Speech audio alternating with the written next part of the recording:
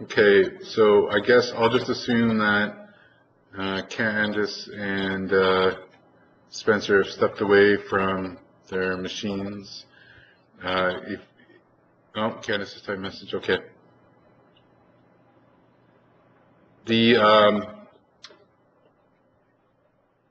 Just wanted to let you know that I'm recording the session just for our own use later on. Sometimes people find it helpful to go back into the recording and kind of go over pieces, and then if we know of anyone who isn't in attendance that you know might benefit from it, I can forward the video to them as well. So I just want to draw, I mentioned it to Brian and Candace, I don't know if you had been listening at the time, and Spencer, you hadn't joined yet. But if you go to on your window, okay, Candace, if you go to your window, you'll see a paperclip, and if you hover the mouse cursor over that paperclip, you'll notice that it says add or view attachments, and there's the number 1 there. So it's indicating that there's one attachment already added to this meeting. And if you click on that paperclip, a little window pops up, and you'll see that it says Smart 11 Guide, and that is basically the guide that I'm going to use for the course of the 4 sessions. And that's produced by Smart Technologies, the maker of Smart Notebook and Smart Boards. To download it to your computer, all you have to do is click on the chevron and choose to save as and save it somewhere on your computer. Every so often I'll be using that feature, and I just wanted to kind of use it as an example too for some of you who might be new to using Lync or attending your first online meeting. That's a nice feature that you have. What I could have also have done is I could have opened up a window using Windows Explorer. I could have went to my document library, and I could have pulled, dragged and dropped a file. I could have dragged and dropped a file, for example, a parent's guide to Twitter. I could drag and drop that into the text area and release it, and it would automatically upload it as an attachment to our meeting. So it's a nice quick way to share documents. You can do this in a normal Lync conversation, like a one-on-one Lync conversation, not an online meeting. You can transfer files that way as well. So that's a little bit about Lync. Just quickly, I want to just take a minute really just to go over who I am, because I notice here that of the people attending, you're not in what used to be, okay, so Eric, you're from Inglewood. So some of you are from former District 6, I guess that would be the Hampton Education Center. My name is Mark Bates. I'm one of the St. John Education Technology mentors. Myself, Philip Sweezy, and Tim Lukey. For the most part, we kind of share duties as far as schools go, but I tend to specialize with elementary level schools. And I've been doing this now on and off for about 5 years now, as far as technology mentoring goes. And before that, I would be mainly a grade 5 classroom teacher, but I did some stints in guidance and in resource. So it's a little bit of background on me. I'm going to refer you at the end of the session to my blog, my website, where I kind of post resources, and just want you to be aware that that's something that you can have access to. Okay, so today's session on Smart Notebook was really going to be, and again, I think I try to post it in the newsletter, that these sessions are really built around people who hopefully have access to a smart board, but maybe never received any specific training on how to use the smart board, how to utilize Smart Notebook. So what I'd like to do for this session, for the next 20 minutes or so, is just really kind of familiarize ourselves with the features of the software, the toolbars and areas like that, and some of the tabs. And then what we'll look at doing is progressively going through the manual that I added as an attachment that I mentioned about, and to the point where we go and we start looking at kind of reverse engineering examples, like sort of best practice examples of lessons, and finding out how they do the tricks that they do to increase interactivity. And I'll try to disperse, during the presentations, some of my experiences using Smart Notebook in the classroom, and from what research says of how to get the best learning that we can out of that tool. So hopefully that's what everyone kind of expected to happen today. It isn't necessary to, again, if you can't make one of the sessions, that's okay. I'm going to record all of them, so you'll have the ability to go and review those. And it's going to basically record the voice and the video of my screen that I'm sharing. So right now, hopefully everyone hears me, and you're seeing my screen and my cursor moving around on the screen. That's another feature of Lync, for those of you who are not regular users of the product, is that you can share your screen.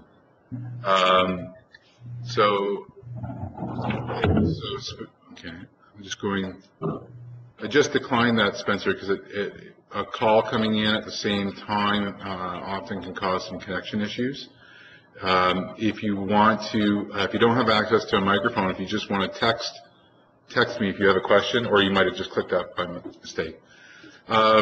So the manual is a pretty good tool. It goes through all the basics step by step. Well, I'll try to accept it and see if.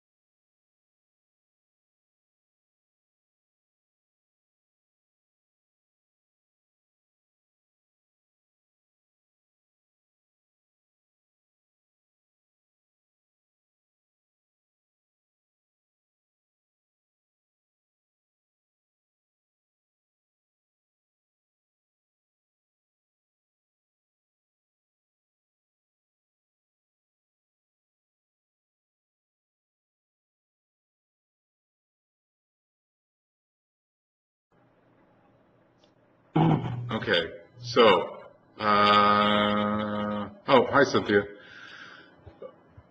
I can't hear a thing. Candace, you can, okay, you can hear me now. Yeah, sorry guys, I popped off there when I just clicked over to Spencer. You can only hold one call at a time, so when you get two that come in, it causes the other one to automatically get put on hold. So I'm glad everyone can hear. Okay, so I'm just going to hide my toolbar there so I can see the full screen. And so when we start going through the guide, we're going to talk about a few different areas. So we have what's called the menu area, the text menu, and this holds most of the options, like traditional ones, like with any piece of software: opening, saving a file, exiting, exporting files, some of the editing functions, changing some of your views, inserting. Now, a lot of the things that are in our text menu, we can also do using our toolbar down below. There are a few things that you can only do within the text area, but we'll talk about those as they go along. But really, what Smart Notebook is about presenting you with options. And for some people, the iconic nature, like the icon feature, maybe you're more open to the graphic interfaces, so they provide that, but they also provide the textual content as well. So we'll be talking about this toolbar, so the menu, the toolbar, and then we'll also be referring to two other areas, being the tabs and the page area. So this is the area in which we actually bring items from the gallery onto. I used to refer to this area as the stage, kind of where we set the show up. It's where we write with our digital ink and we create objects from the toolbar and bring them onto the page area. So what I'd like to do is just kind of quickly go through some of the different icons that we see and talk about some of their features.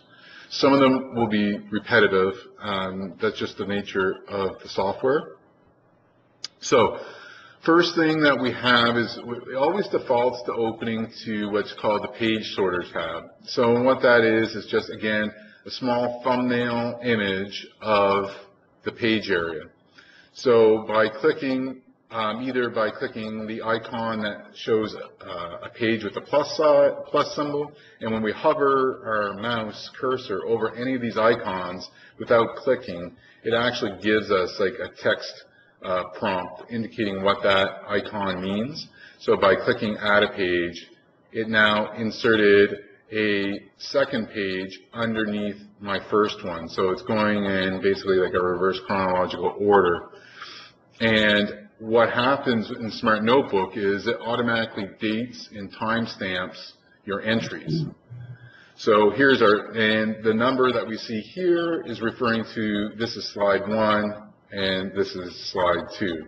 And we can navigate our slides just by clicking on them, or you'll notice that as I created the second slide, these two toolbars, these two icons, which had been kind of grayed out like this one, is now indicating now this one's slightly more vivid, which indicates that I can now use it to go to the previous page, okay, and to the one, go forward and go backward through my slides.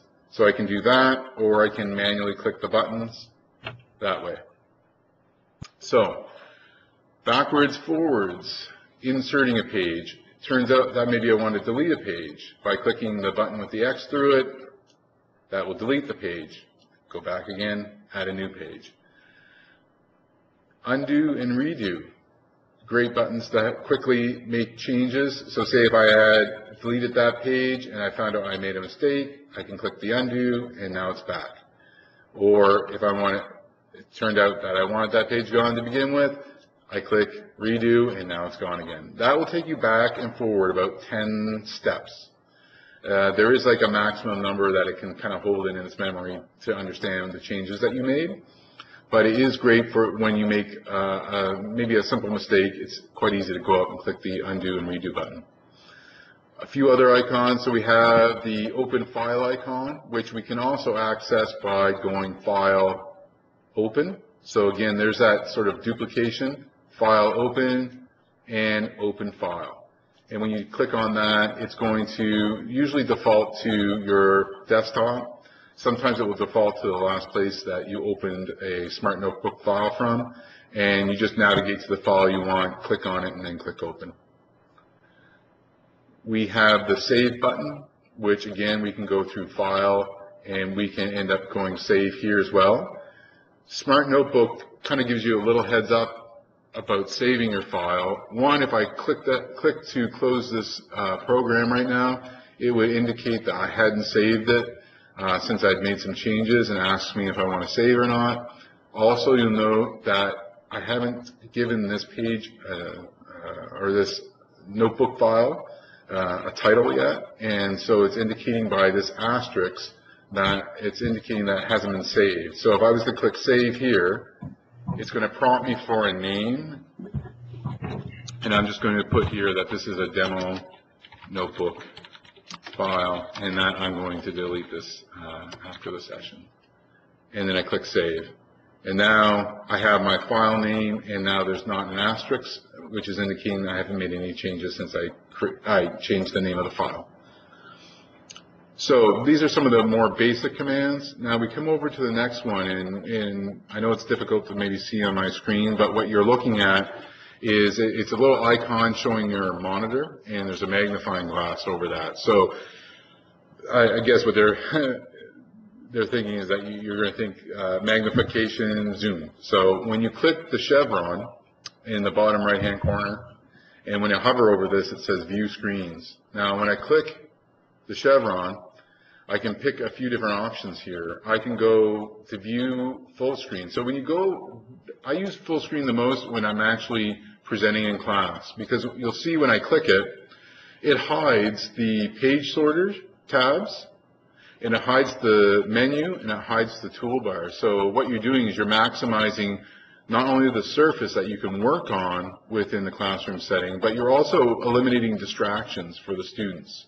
So it's eliminating visual stimulus, and you're having them focus on what you want them to, what is on the page area. Also, a little toolbar pops up, and what that toolbar allows you to do, it's telling you, one, what slide of how many are you on. It lets you move forward and backward through your presentation, lets you exit full screen, and also allows you to pick from some common tools that you might need to have access to that would have been contained in the toolbar area that's now hidden. To get out of full zoom, you just click on, now the icon what it's showing here is the monitor again with arrows pointing inward. And I click on it, and now our screen is back to the way it was before. And some of these are fairly self-explanatory. A neat one is dual page display. Now, dual page, I'll add another page here. Dual page is a nice one to have because often you could have either several sets of instructions that you want the students to see at once. Maybe some are working through steps 1 to 5, while some are always asking, well, I need to see either the previous steps or I need to work ahead. So you could actually have two pages up at the same time. And there's a way in which you can, we'll probably get into this later, there's a way in which you can pin one page with a little thumbtack and allow this page to navigate through while this one stays up. So again, this could be a set of instructions, some visual or textual prompts, and the rest of the presentation or instructions are over here. I should also be able to go to full screen, and I can go to full screen with dual page view. Exit full screen, now I can go back, I can click on full screen, oops, sorry, I meant to click on, by clicking on, now you'll see instead of dual page, it now says single page, knowing what I'm already in and what I want to go back to. So now I'm back to single page.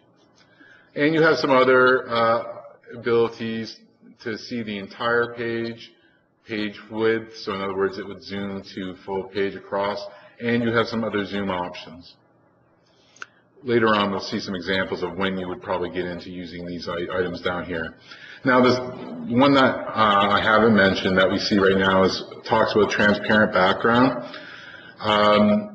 This is one that when they originally came out with this option, I didn't totally understand it, and I don't actually think I totally have a great grasp on it now. But basically, when you click on it, it hides the toolbar, the menu, the tabs, and it makes the page area, and it makes them all transparent.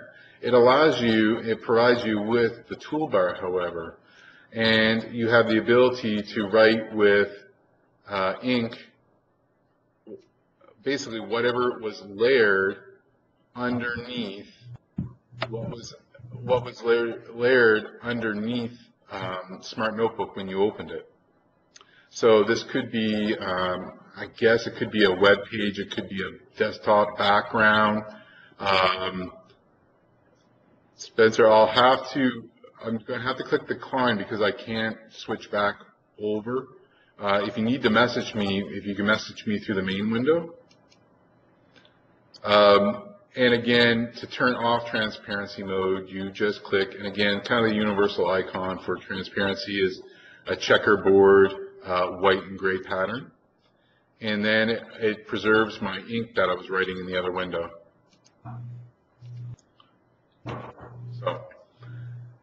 So we've gotten to Zoom. When I write with a pen or an object on the screen, there's several ways to delete it. One way is to just click on the object that you've created and then click the delete icon. I can go back again.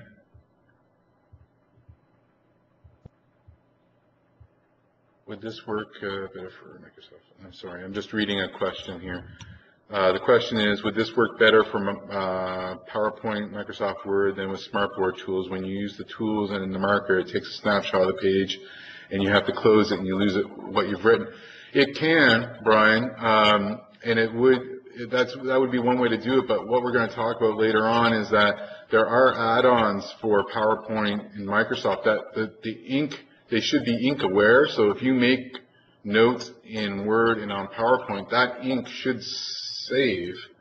I don't know if that's the idea you had, but I would be interested if you find that you use that tool and that works for you. I'd kind of like to see how you go about using it. The other idea for deleting an object is by clicking on the object and clicking the chevron that appears and choosing delete from the menu.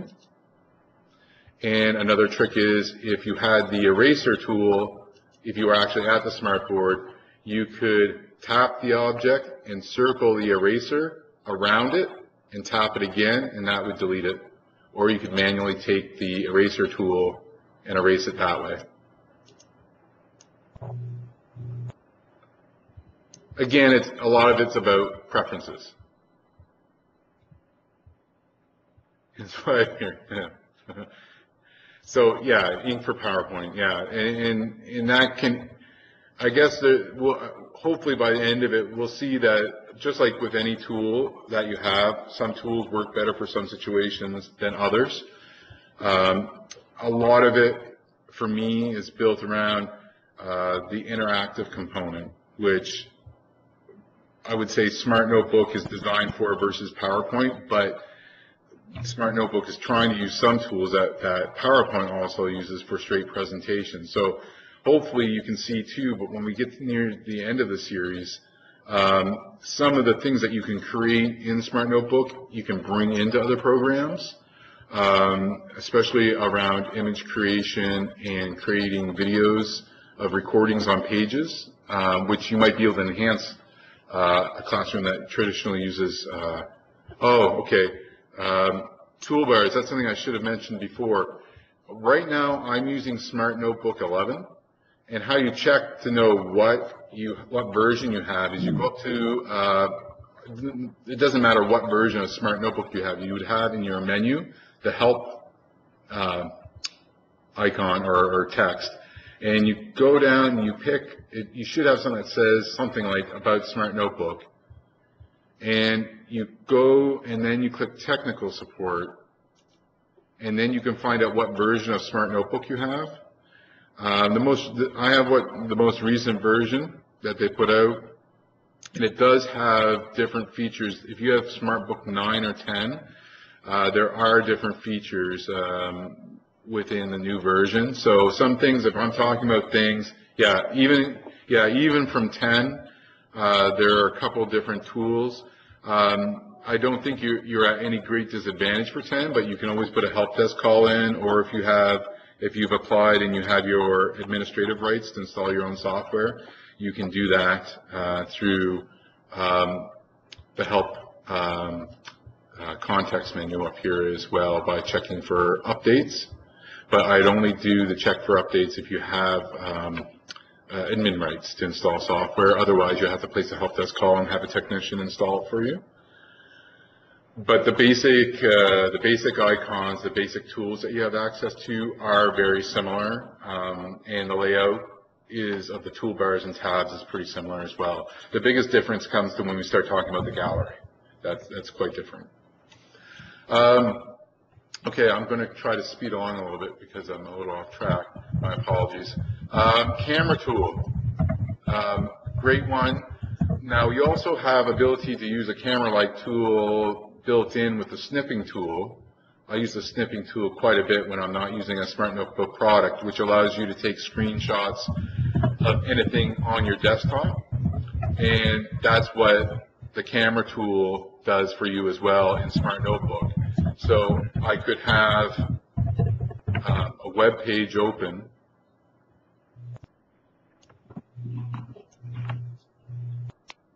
and it could be something as exciting as the Mentor Technology Report that I fill out after this session. And say if this was something I want to capture, a picture or something I want to capture, I can use this tool, and now I can go over, and with the crosshairs, I'm going to left click and hold, and I can draw out the area that I want to take a picture of, and it's going to snap that picture, and now it's taken that and inserted it into Smart Notebook, and I can manipulate that image there. Eric, sorry, I just saw your question. The pen shows up on the screen, so Eric, are you mentioning something like this? The pen shows up like that? Yes, I don't know. Can you hear me? Yeah, I can hear you. Yeah. If usually, and by clicking the select arrow, does that get rid of it for you? I don't have it turned on right now, but I can try that. Yeah, I would say sometimes, anytime you go to touch something on the screen, you have to have this select arrow clicked on. Okay. Because if I try to say when I do that, it retains my cursor, so when I move it over an object, I can pick it up and move it around. If I'm in pen mode and I try to do that, all it knows is I want to write on it. Okay. So then I have to go back and click the select arrow, and now that enables me to not only move that, but I could also move the ink around as well. I see. Okay, thank you. But if that doesn't fix it, when you do have it started up, just contact me on Lync, and we can share screens, and you can kind of show me what you're seeing, and we can kind of troubleshoot it that way. Sounds good, thanks. So I'm just going to delete off that. So the camera tool, and the camera tool can do a couple of neat things as well. You can take, now, and you can tell by hovering over these different icons in the toolbar, this one's going to take a user-defined area. So basically a rectangle of my choosing. This one's going to take a picture of any window I click on. This one takes a picture of the whole desktop, regardless of, like, I'll click it now. And I have 3 monitors connected to my computer, and I'll tell it to take monitor number 2. And it's going to take a picture, and there's a picture of my monitor on the other screen. And this one allows me to take, it basically turns it into scissors. So I can take out a very specific area of an image.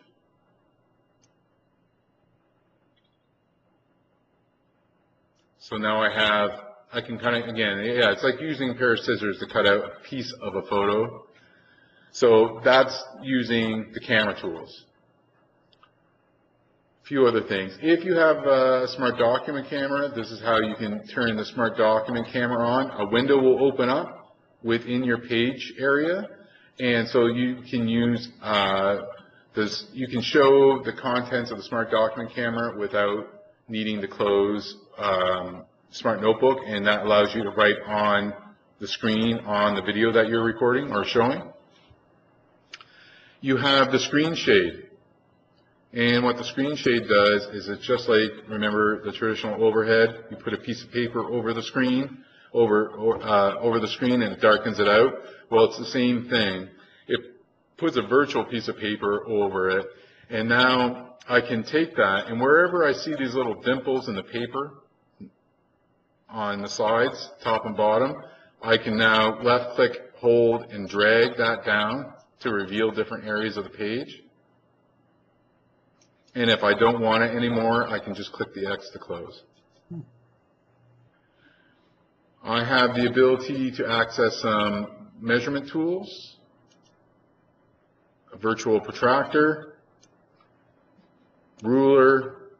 Again, these are all available in the galleries, but they knew these were tools that were frequently used, so they added their own toolbar for it.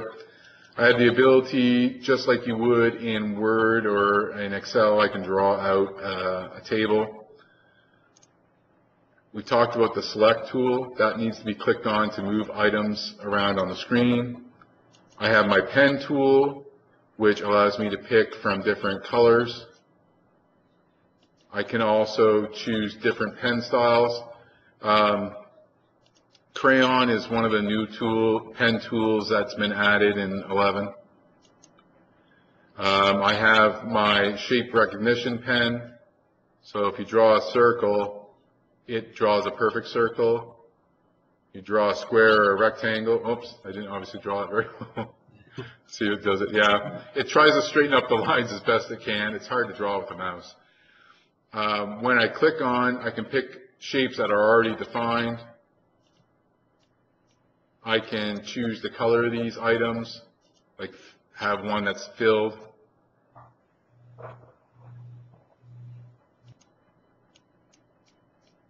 And again, these are just some that are pre-selected already with certain attributes, fill colors and line colors.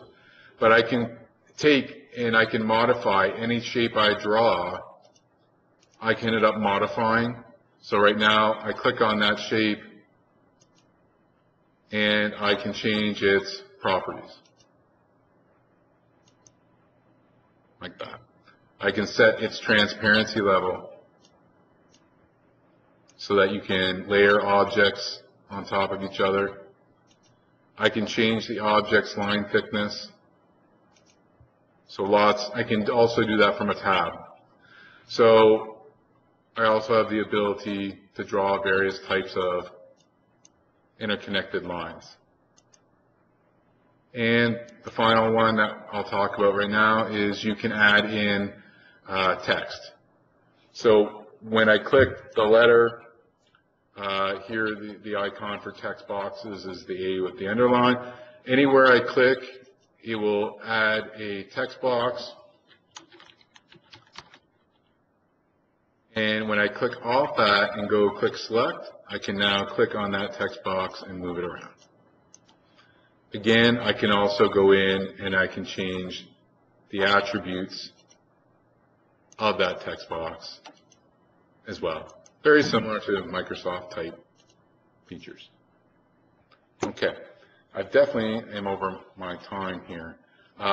If you wouldn't mind, I'll just quickly talk about the tabs, and then what we can do in our next session is we'll just pick up from here and talk more about, we'll spend definitely next session talking about the tabs area.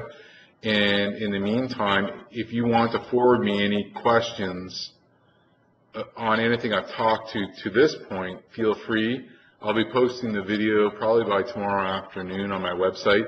I just show you that too before people need to go, because I know I advertise until 4 o'clock. If you go to markbates.ca,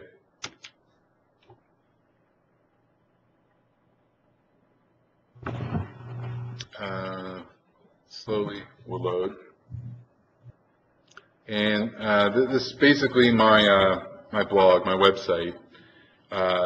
And so, for example, what will tomorrow's post look like? Like last week, I did a presentation on using Smart Notebook and creating digital stories. Well, if you click on the title of the article, it will load up, and really anything that I end up talking about, resources and things like that, are put on the post. So here's the video of that session that you can watch. Some of the student samples I talked about, I've embedded into the page, linked it back to the curriculum, talked about some of the extension activities, and some links. So that's basically the way I'll set up today's resource for you, and I'll email it out to you, like a link to the website. But just take a poke around. There's, if you're on Twitter, feel free to follow me there, and you can also see some of the recent posts and things that I talk about. And just quickly, I'll talk about the tab areas, and then we can end our session because I know everyone wants to get home. So we talked about the page sorter, the gallery section. This is a big change if you're using Smart Notebook 9 or 10. The gallery used to be the main feature that was installed on your machine, and right now they're working what's called Gallery 2.0 beta, and it is basically an online searchable gallery that when you find an item, it's kind of like when you use clip art in Microsoft. You can have it search clip art online. Well, that's kind of the way they're going. Instead of you downloading, a couple hundred megs worth of stuff to your machine, some of which you don't use, you search for it online and you just download the content as you need it. That's a big one. And for those of you who have the newest versions of smart document cameras that can utilize the 3D feature, you can also search the 3D warehouse.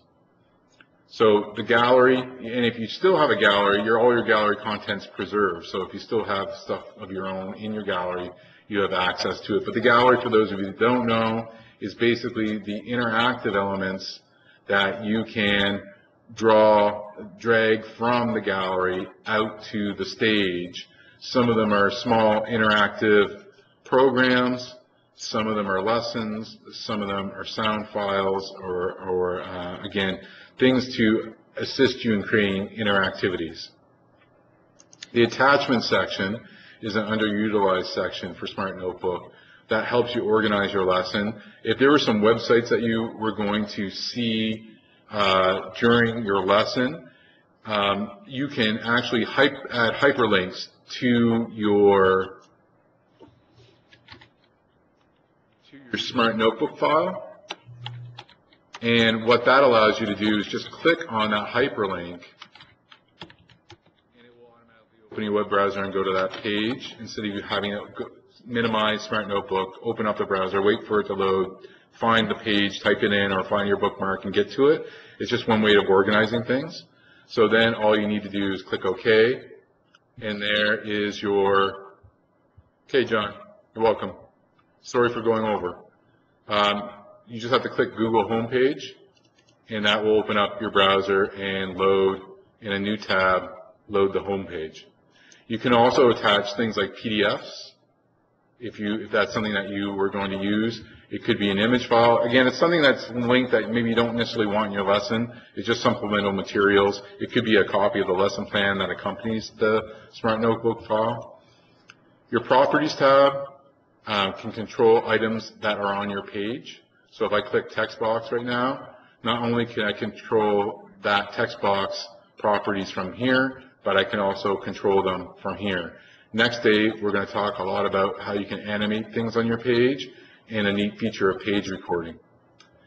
The Activity Builder is something we'll be talking about next day, is another new feature with Smart Notebook 11. And this is the new tab which replaces the old Gallery tab and searches the resources online. So, sorry, went 10 minutes over. For those of you who've attended my presentations before, you know that's kind of typical. My apologies. So again, this recording will be up tomorrow, and hopefully you can join me next time. We'll spend probably that whole session just talking about the tabs. And yeah, so and if you have any questions in the meantime, feel free to find me on Lync. Just type into the search Mark Bates. And or if you'd rather email me with any questions you might have. And hopefully you found today useful. Okay, have a good night, everyone. Thanks, Mark. Thank you.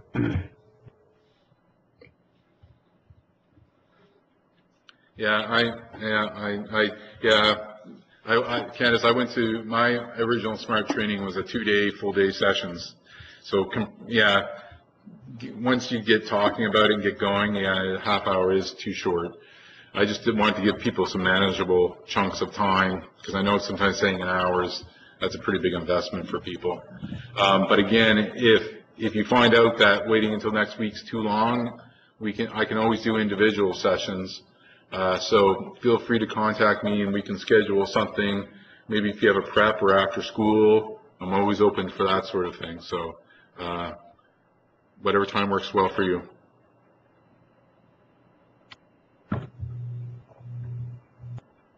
Keeps me employed. Have